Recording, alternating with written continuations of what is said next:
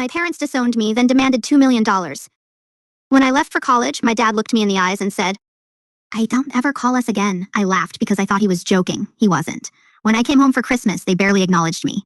Nenmake, no hugs, no gifts, not even a smile. A few months later, I tried calling them, but their number had been disconnected. Panicking. Number. I called my grandmother. After a long pause, she quietly said, "Your parents moved away, and they told me not to tell you where they went until you graduated." Before I could ask another question, she hung up. In a single day.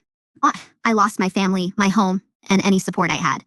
I sold everything I owned just to survive and spent weeks homeless. But I made myself one promise. Number. I'd never need them again. I worked every job I could find, lived on less than 20% of my income, and saved every dollar. Number. It took years of sacrifice, but eventually all that hard work paid off, 25 years later. I had become the vice president of a software company and a self-made millionaire. Then one day, I unexpectedly ran into my mom. Number. She acted like nothing had ever happened and invited me to dinner. I accepted, not because I forgave them, but because I wanted answers.